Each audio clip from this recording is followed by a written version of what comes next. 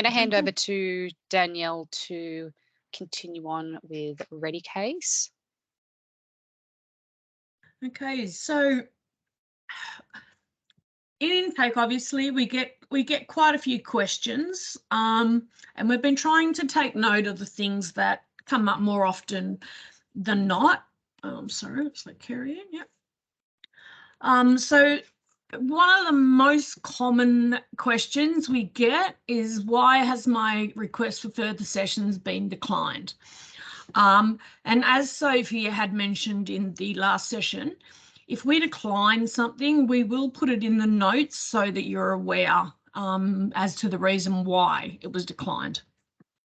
Now, most of the time that would be if you've requested for further sessions, say you've got 3, you're wanting to move on to number 4, but you haven't uploaded a mental health treatment plan, it will be declined because a mental health treatment plan is required after 3 sessions. The same thing will happen at session 12.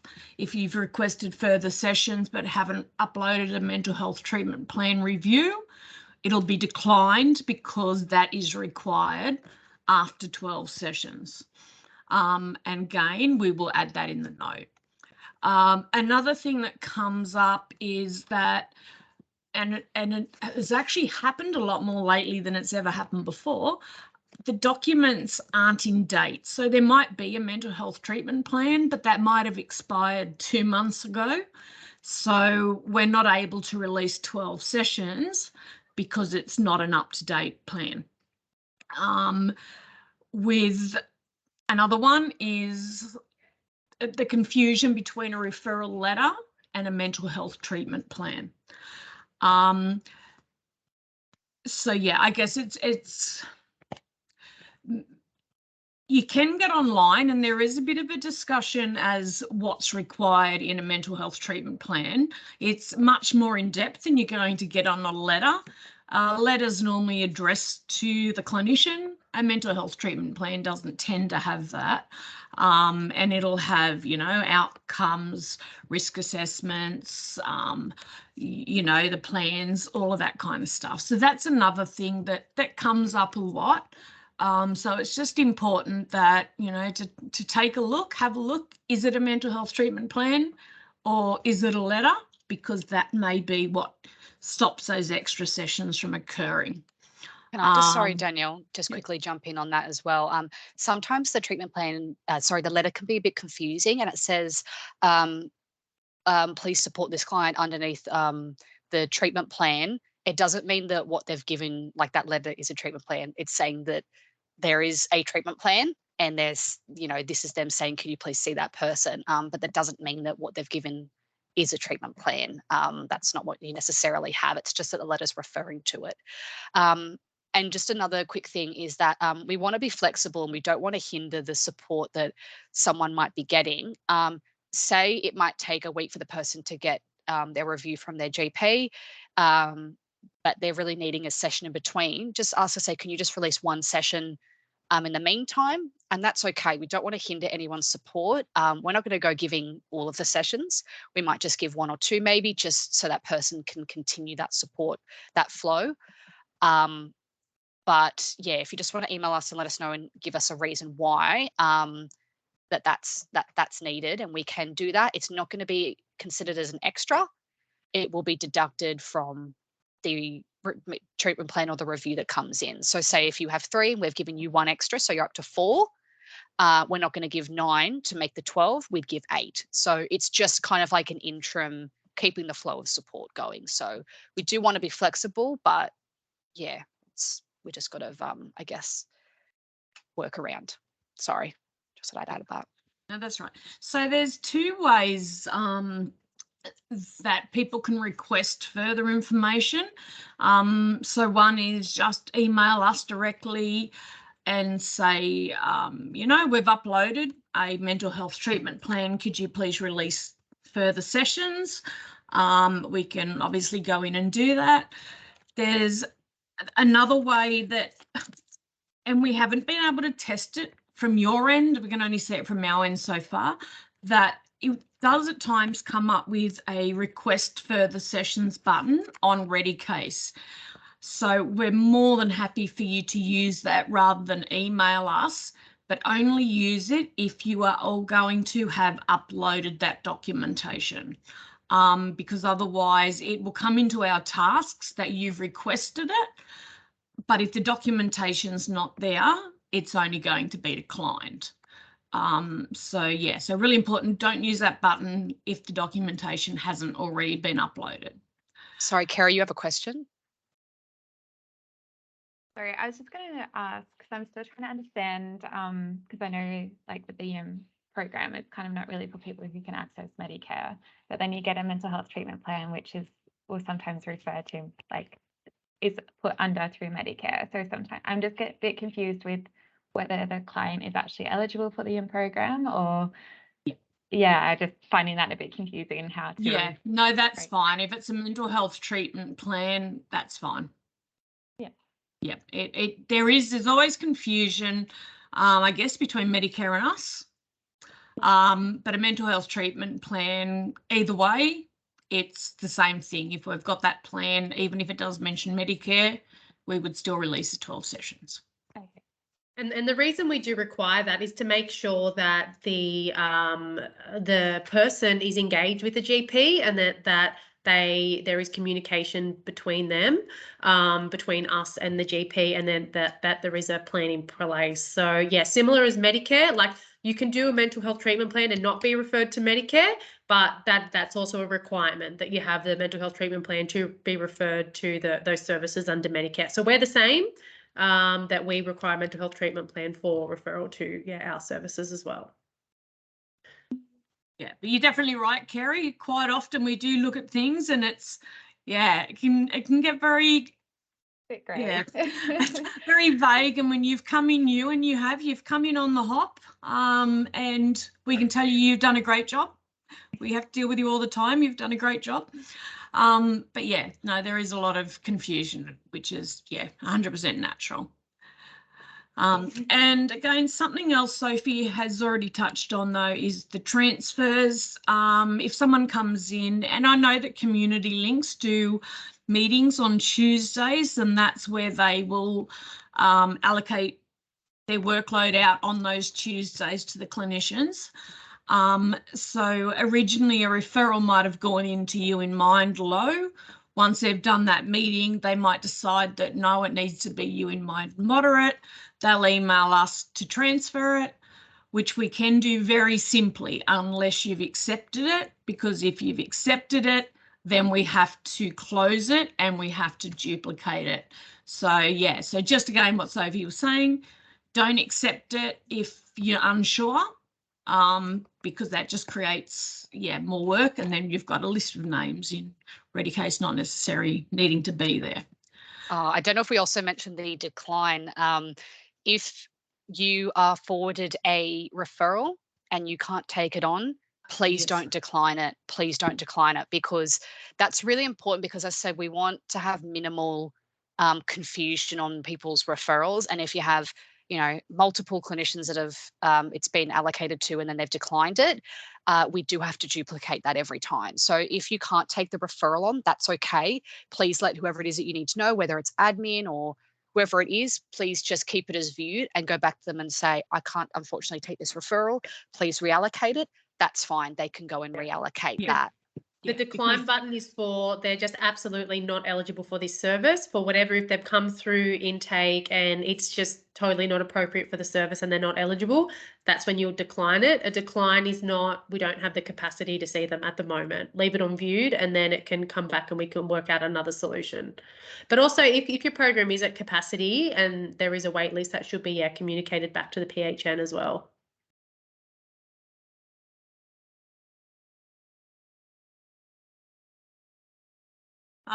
Adding sessions. And again, that's something Sophie went over when she had those slides up there before about not being able to be allocated extra sessions if they haven't already been commenced. So yes, we can do that before accepted, but we can't do that after it's accepted but not commenced. little bit confusing, and rediCASE does, you know, have these little glitches in it, unfortunately. But if we can understand them, then it certainly makes everybody's life easier. Any questions regarding any of that? There is Mud. Yeah, Michelle? I've got one. It's just in relation to additional once, say, staff for kids or yin matters, when we're additional to continue for the exceptional circumstances. I just wanted to confirm the process for that. We're getting our clients to get a review of their plan, their mental health treatment, that, and then just sending a request to intake for an additional 6. Is there anything else that we should be doing? Does the clinician need to give a reason for the request for the additional sessions? Normally we just get the request come back from, like just with the extra 6 sessions asking to go further. And I guess that's something, if you don't feel that the client requires those 6 extra sessions, then, you know, there's no need to do that. If you're putting in that for the extra 6 sessions, we're assuming that you believe that they do need those extra sessions. And yeah, but then after that, nothing will be accepted further. You know, they've had their 18 sessions. What happens after that? If someone still needs support, we would look at the date when the first session took place, and if it's, you know, past a year old, then we would suggest that you close that referral and a new referral can be put in. Okay. So for the additional 6, it's just us uploading the mental health treatment plan review and then us just sending an email to intake asking for the additional 6. Yeah, or using the session button. Yeah. Just to add on to that, for suicide prevention, it is the 10 sessions. If you require, for some reason, just a couple more sessions, and we only would give a couple more, you would need to email intake, and that does require a reason, and also that reason should be put into the notes section. It's a little bit different than the other referrals, and obviously there is that time on that. It's the 10 sessions over 8 weeks. So if you required another referral after that, it would be a matter of, okay, well, is this person still at that level? Or you obviously would be doing checking on that risk assessment and redoing that process. So that's slightly different, but yeah, that's including a note for that in there as well. Another thing I just quickly wanted to add, just as I'm thinking of it, sessions should never be started with a client before a referral has come to us. Yes. And I know that seems like a silly thing to say, but it does happen sometimes. They shouldn't be like, support shouldn't have been started and then a referral comes in after that. It has to come to us, because if there's an issue, we can't accept it. You've just started sessions and you won't be being paid for that. Do you know what I mean? If it's something outside of us, fine. But if it comes to us, it needs to be that you know that person's wanted to referral to you. Great. You put in the referral, we might accept it or whatever the case is. And then you can start that support. But we don't want referrals come in saying this person's already engaged with me. That's a big no-no. Because if there's an issue and we have to decline that referral and maybe suggest another service, that makes it very, very complicated. And we don't want that back and forth for the client affecting their support. And that's included with groups. Groups shouldn't be happening if we haven't accepted those referrals in the first place. Yeah, we don't want groups being added in 2 months later, because that's, it just doesn't work. And obviously you know, there's reporting periods and, you know, reviewing not pays, but you know, the quarterly, Sam, help me out here. you're going through the when everyone's getting paid, you know, you're going through that period. What are we talking? Invoice. Invoice, thank you. Invoice, right. Okay. I couldn't think. It's Friday. That's going to be really important, because if you're trying to log things that you've done outside of what the sessions are, and before we've even released a referral to you, or it's 2 months later with the group, unfortunately you won't be paid for it. It's really, it's not us being nasty. It's just, that's the, you know, that's what we have to follow. That's the requirements. If you want to double check on any of that, you're more than welcome to go through the correct documentation and have a read through, but it's just super important that we stick to that. I had one other thing under, I guess, common queries is for confidentiality, if you're ever emailing intake or another clinician, only use their rediCASE ID, so the SWS and then the numbers. We don't ever want to see people's first name, last name, address, date of birth. That's obviously really confidential information. So when you're communicating with intake or even between other providers, only use their rediCASE ID and limit what confidential information you were sending as well. Okay, I'm just going to flip forward on this. Hopefully after today, guys, you'll realise that Sophie and I are not scary. We're always open to questions, whether you ring or you email, whatever. We're always happy to help out. You know, there's probably 100 times we've had to ask you guys questions as well from the other side. So yeah, just look, always feel free to get in contact with us. We promise not to yell. Sophie does get a very serious face happening, but we're not going to. That's just my face. I'm sorry. It's just my face. Yeah. It's just my face. We have got I've got the additional resources there. We've spoken about all of these. It's just an extra. If you wanted to jump in and have a look at anything in particular, feel free to do so.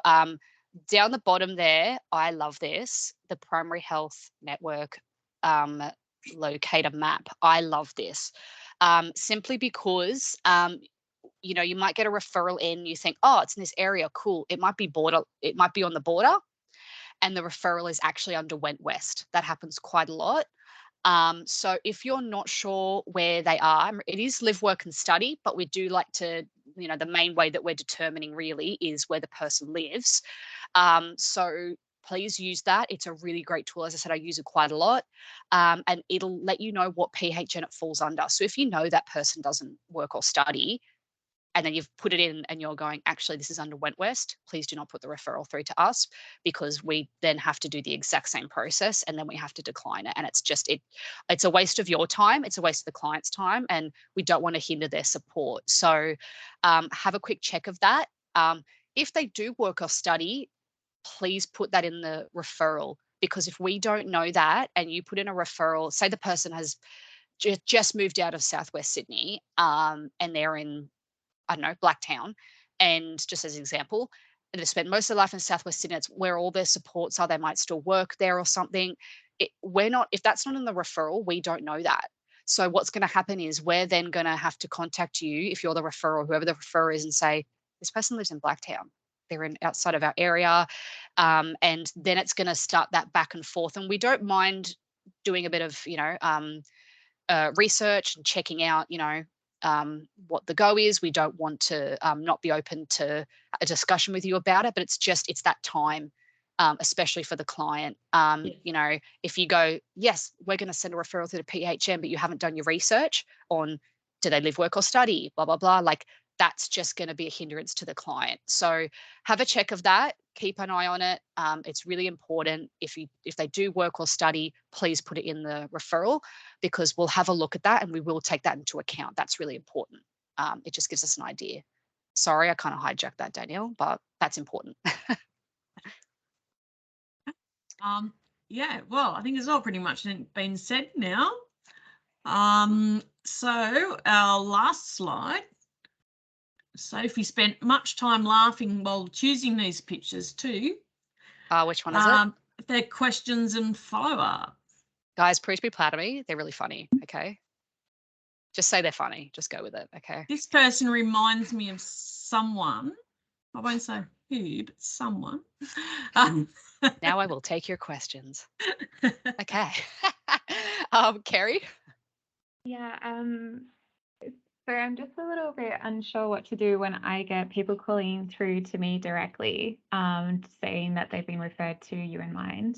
I'm not sure if it's okay for me to start entering their details into like the PHN as a new referral, if I should just for the time being redirecting them to you guys just to determine if they are actually suitable for YIM or if there's going to be a different service. Like I guess I'm not too sure what to do given that. Yeah, you can. No, I know that. Yeah, I mean, there's nothing stopping you from doing it.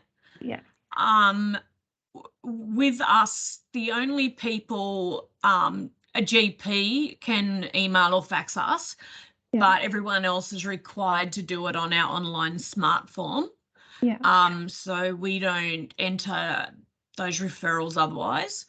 And yeah, look, I know in the past, in your position that has been done. But I guess it depends on what service that is and whether or not it requires a GP or a Comet or whatever else to do it. But if not, then, you know, if you've got the time, obviously. Yeah. Yeah, that's fine. So I guess Kerry, if you had a look and thought, sorry, just adding on top of that to make it clear, if you spoke to them and went through and made sure they were eligible for You in Mind, you yourself are a provisional referrer, so you could complete the smart form for You in Mind, which would then go to intake and come back, and they would have those 3 sessions to, you know, they could see the clinician and then have the 3 sessions to go and get their mental health treatment plan, as long as, you know, they're eligible for the program, for the You in Mind program. So it would be a matter of you knowing the eligibility and having a talk to that person, making sure they consent, making sure they understand the program, all that sort of stuff, and then doing the referral with them either on the phone. I guess that was the other thing that I was kind of, because I had a situation yesterday and I didn't really want to go too much in detail to understand like the kind of mental health background, because I'm not really sure what kind of questions you guys asked to kind of solicit information. So yeah, I guess I feel a little bit unsure exactly how, if I'm allowed to ask certain questions or if I'm not. And yeah, in terms I think of you should do the IAR training. That will step you through how to ask the questions, which domains, where they sit on there. So I would really suggest do the IAR training. And then when you're doing the smart form through the IAR, you'll be able to get that information. Okay. Yeah. Soon you'll know it like the back of your hand. I know we're still newbies, Kerry. So I kind of feel this. I feel the same too, you know, and it's over the phone, so it's not face to face. And then I think your train of thought was to how am I determining exactly what, if it's YIM or possibly new access, and how do I actually determine that on the referral form? But that also can be caught up in the first 3 sessions too. So that's right. It can be changed. there can be movement there. Yeah. Okay. Yeah. It's not. We will continue talking about this together. And if someone gives you if you get for some reason get a GP referral come through you, they're the GP is the referrer, so you can forward that to us and we would enter that in, because the GP is the referrer. Yes. Not you. So we can enter that in. But yeah, if you're not sure, questions are good. It's a way that we learn. So don't feel like you're being annoying. You're not. It's ask questions. Anything else at all that's coming up for anyone? How's that? We finished 1 minute early. Go us. All right. Please excuse the bugger up earlier on with the good old Teams breakout room. We will attempt not to have that happen next time. But this is the first one, so something was bound to happen. Yeah. If there's something that comes up later that you'd like to include, as Rachel said at the beginning, we're going to be getting some feedback on it. So besides the technical issues, because we'll fix that, it's about the content. Let us know if there's something that comes up that you'd like to see. And yeah, if you do need like a bit of a follow-up, please let us know. We can just do like short catch-ups with people if needed. But yeah, we do encourage people to have a look through the slides and that Word document as well with the screenshots, because that's really going to break it down for you. Yep. So guys, we might leave it there. As I said, we will be sending out a survey link in the next couple of days as a follow-up. We'll also email out this PowerPoint, which has all the hyperlinks in it, and the other documents were attached in this invite, but we'll attach them again into the email that we send out post follow-up. So if no one has any other questions, we might leave it there right on 1 o'clock. Perfect. So everyone